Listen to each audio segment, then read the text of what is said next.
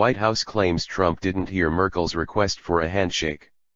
During their first meeting at the White House on Friday, President Trump appeared to ignore a request from German Chancellor Angela Merkel to shake hands during a photo op.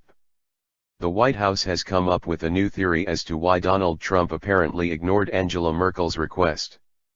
"I don't think he heard the question," Press Secretary Sean Spicer told German publication Der Spiegel.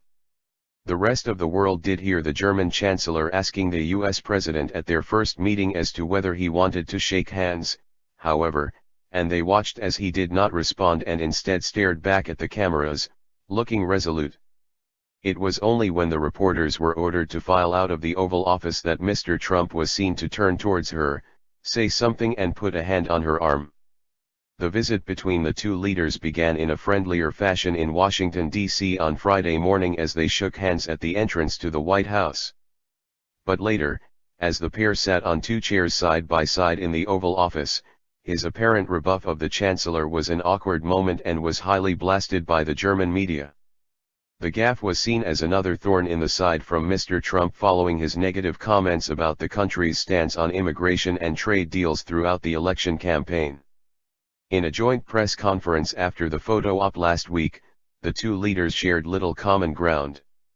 Mr. Trump reiterated that other countries needed to spend their fair share on NATO while Ms. Merkel remained stony-faced. Germany's largest-selling daily, Bild, reported that Mr. Trump did not once look Ms. Merkel in the eye once. The press focus on the lack of a handshake dominated reports of the meeting, in stark contrast to Mr. Trump's other meetings with world leaders. When Mr. Trump met UK Prime Minister Theresa May, he was seen to grasp her hand as they walked towards the press conference together. With Canadian Prime Minister Justin Trudeau there were plenty of smiles and eye contact despite little common ground. When Israeli Prime Minister Benjamin Netanyahu came to the capital, Mr. Trump insisted the US would stand up for its ally and friend.